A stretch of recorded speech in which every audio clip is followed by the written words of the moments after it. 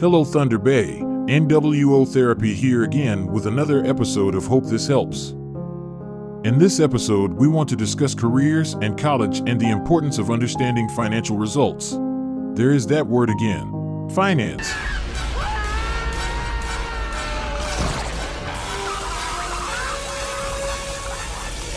We now live in a society where most young adults are expected to go to college and you will be celebrated for whatever degree you get. But not every degree will pay for itself. At a recent graduation from Lakehead University, the local news interviewed several of the graduating class. The first was a student who had just gotten a degree in sociology. According to ZipRecruiter, the starting salary for someone with a sociology degree is $19.40 hourly or $40,000 a year. The cost for the tuition alone for the 4-year program is currently $25,000. Including room and board, meals, parking, books, and fees, we can assume an overall price tag around $40,000. So this young lady just paid $40,000 with a 7.8% interest rate for a job that will pay $40,000 a year. Now let's look at that interest rate. In economics, there is what's called the rule of 72. This states that if you divide the number 72 by whatever the interest rate is, this will give you the number of years before that credit has doubled. It goes like this: if you invest $100,000 in something that earns 10% interest, the first year you get 10% interest on the $100K or $10,000. On the second year, however, you earn 10% interest on the $110K or $11,000, and the third year 10% interest on the now $121,000 or $12,100, and so on until 7.2 years later your investment will have reached $200,000. For this young sociologist, we can divide 72 by 7.8 and see that every 9.2 years her initial debt doubles. Most student loans take between 10 to 20 years to pay off, so by the time she gets this monkey off her back, she will have paid back 2 to 3 times the amount she borrowed. The second person interviewed at the graduation had just walked across stage, and when asked by the reporter, said he just received a degree in music and had no idea what he was going to do with this after graduation. I admire this man. He at least has some self-insight. Hire him immediately. Oh wait. He has a music degree, never mind.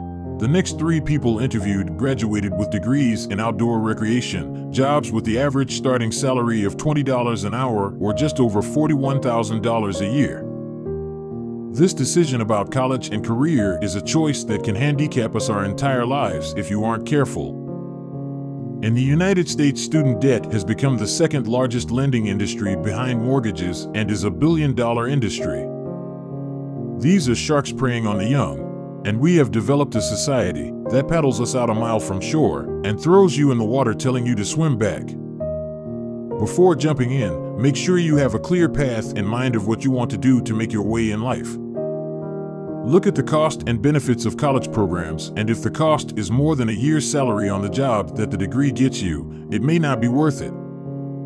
Entry-level jobs for lawyers start around $104,000, entry-level architects $100,000, finance degrees can have careers starting over $80,000. A degree from a technical college is also a sensible option that can be a better choice for some. Currently at Confederation College, a degree in automotive repair or culinary arts can be attained for less than $5,000 and have starting career salaries of $35,000 to $45,000. Note the starting salaries are same for the sociology student and the auto mechanic, but the sociology student will be paying back her student loans for the next 20 years.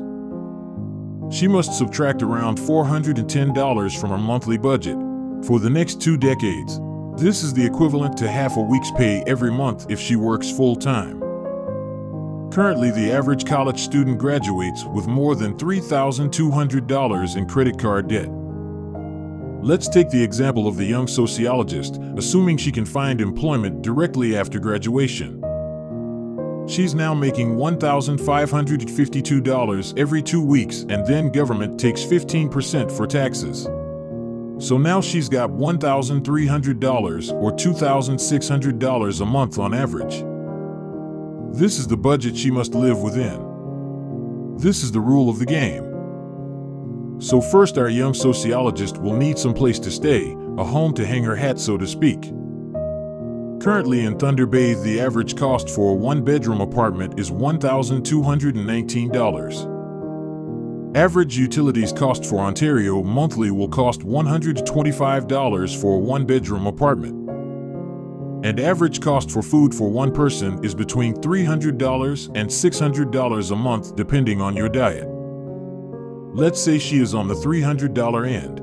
The total cost just to have a roof overhead and food on the table has taken more than $1,600 of her monthly budget, and she hasn't paid her student loan payment or credit card bill. Another $500 of expenses. Now $2,100 of her income of $2,600 is gone. With a $500 left over, she still hasn't found a way to and from work, so a car payment is coming soon. Also, new jobs mean getting a new wardrobe, and it means socializing with coworkers and 100 other expenses you will not see coming. Can you come up with a plan to make this work? Here is a valuable lesson for you. If you want to hear God laugh, tell him your plans. As soon as you figure out a way to make this budget stretch, you will have a crisis that will require you to pay more than you can. Then you will get stuck in the cycle of credit and debt. It will swirl you around, and many people feel that when they fall in it, has an undertow that drags you down, further and further.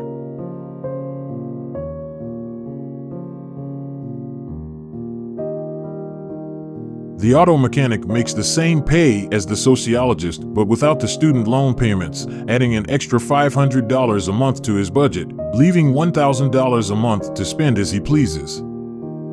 While this budget doesn't allow much leeway, it does open up for savings and creating a nest egg to move to the next phase of social game and to begin our career as an architect. You just got hired after college, you still have $40,000 debt, but you start your new job at $90,000 a year. This increases our budget to $7,500 a month. Now at this pay range, the government is going to take 29% for taxes, so this makes your budget $5,325 a month. Now subtracting the same expenses as with our first example, rent, food, utilities, $2,100, you have $3,225 left to spend as you please. At this point in the game of life, you've spun the 2 rounds. You've gained some education and now have an income. Your time is officially valuable, and now the next step. Ownership. In 1948, Joseph Stalin allowed the movie The Grapes of Wrath to be shown in Russia. Based on the John Steinbeck novel about a family having to leave their home during the Dust Bowl.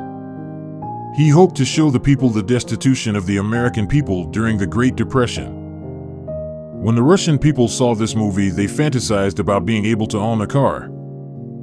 Again, we live in a system where even our poor are envied by the rest of the world. Before you start protesting in college, please remember this. Well, that's it for now. Join us next time as we finish up the discussion of finances with the topic, what is ownership, retirement, and future planning? Until then. Wherever there's a fight so hungry people can't eat, I'll be there. Wherever there's a cop beating up a guy, I'll be there. I'll be in the way guys yell when they're mad.